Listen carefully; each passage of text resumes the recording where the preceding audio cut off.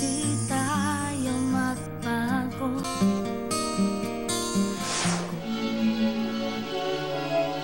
May kilig. May romansa. When I saw this particular person, super kinilig kagad ako. Kasi he has good voice. Kailangan maging kami. Yun talaga yung sinabi ko, kailangan maging akin siya. Isang relasyong hindi inaasahan pero lalong pinapatatag ng pagmamahalan. We've been together for 5 years. Si Jo kasi yung tipo ng tao na busy. So, for me, yung time niya, yung presence niya, importante sa akin. So, I'm from Antipolo, so pumupunta pa yan sa akin. Dadayuhin niya ako kahit wala siyang tulog, kahit puyat na puyat siya. Sera. Sera.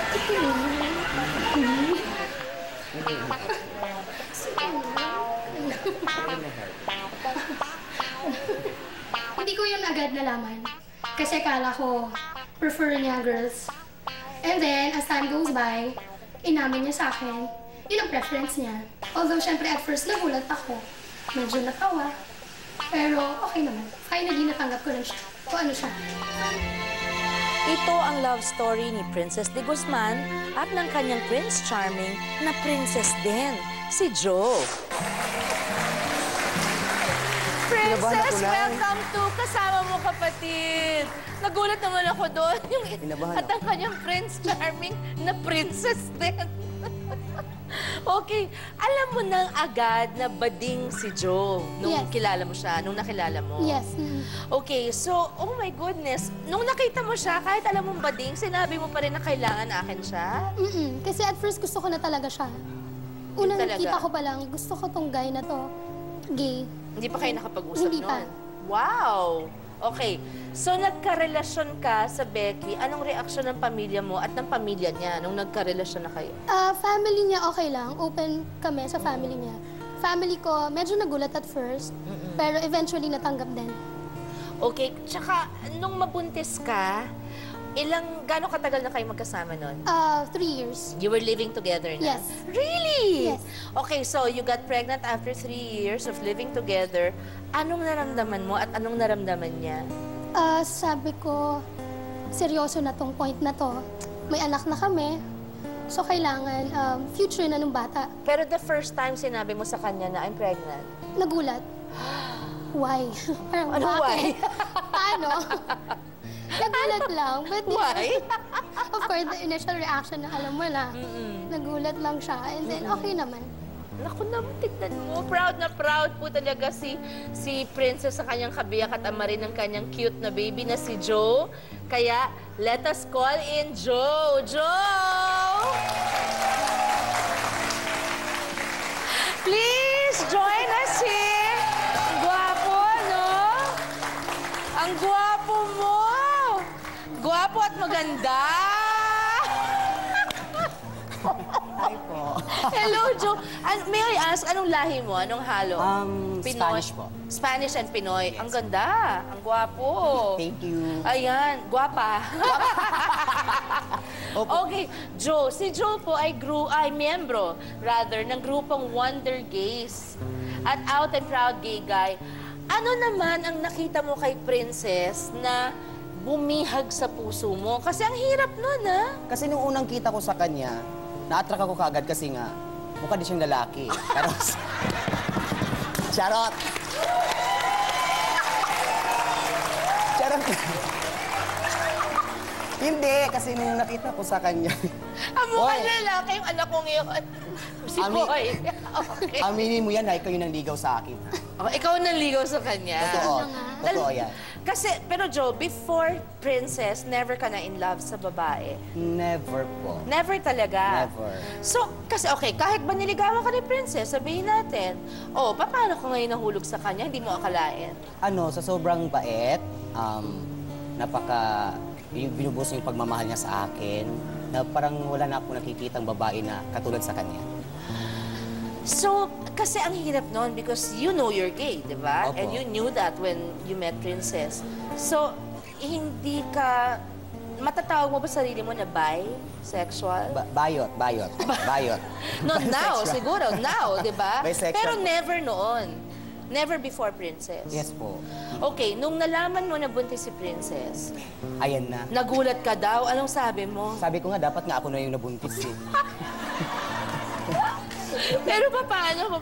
Nagulat, nung sinabi na sa akin na, mahal, ganito, delay daw siya.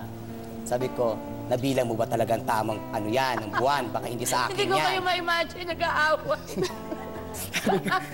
sabi ko naman na nasa isip ko na akin talaga yung baby kasi nga wala siyang boyfriend. Oo talaga. naman, nag-live. Diyos ko naman.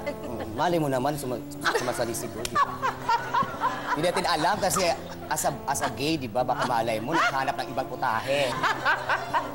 Paano kayo mag-away? Tilian? Kapag nag-aaway kami, tahimik akong tao. That's so nice. Kapag tahimik akong tao, siya kasi, taratitat eh. Taktak ng dakdak. Ako naman yung ulit? taratitat. Ibig sabihin Dakdak ng dakdak. Taratita. Kaya ganun lang ako, mahal, tapos ka na ba? Ganda! Sabi niya, tapos na, sige, tulog na tayo. Yes. Tapos kiss na. Tapos kiss na, tapos labing-labing, nag-uusap-usap kami. Sabi ko, paano ka, bakit ka nagalit sa akin? Dito, kasi yung guest mo kagabi, ganito, nilalandig ka na naman, ganito.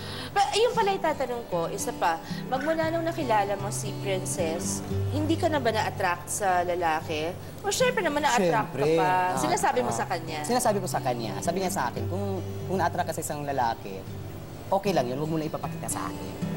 Oo, sabi ko naman. So kung may gusto kang gawin, sa labas. Sa labas kasi nga, Na hindi niya alam. Ang laki ng respeto ko sila, lalo na ngayon na may baby kami, di ba? Nakakaya naman kung ipapakita ko pa sa kanilang Ang open naman, ang ganda. Sobra open-minded talaga siya, kaso lang napakasilosa.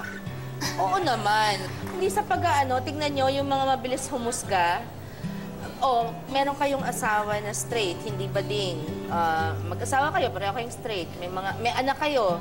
Pero yung lalaki, walang kapake-pakialam dun sa babae, hindi mahal ang pamilya o sinasaktan pa. Samantalang si Joe, bakla nga, pero mahal ang pamilya niya. Saan ka? Pag-gising mo pa, kung marunong ka mag-makeup, maganda ka na, dahil mini-makeupan ka na, maganda bahay mo. Diba? Ina-advisean mo sa damit, Yes. diba?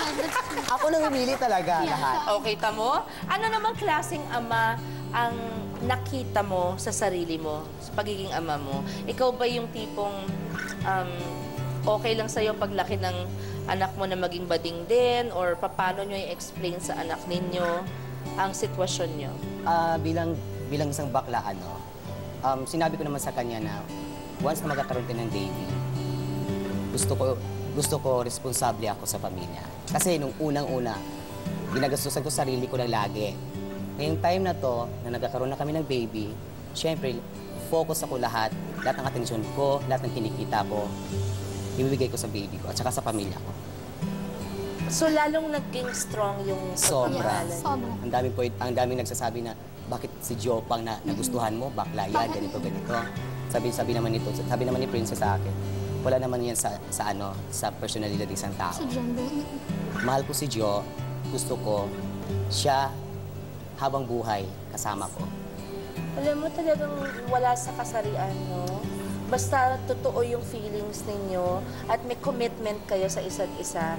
Matanong ko lang, someday, napaplano nyo rin bang magpakasal? Kaya mo na ba? Or gusto mo, wag muna para dahil hindi mo pa kayang talikuran ng ibang lalaki? Hindi, gusto ko, may plano na magpakasal, pero ang gusto ko, ako yung nakagown, siya yung nakabarong.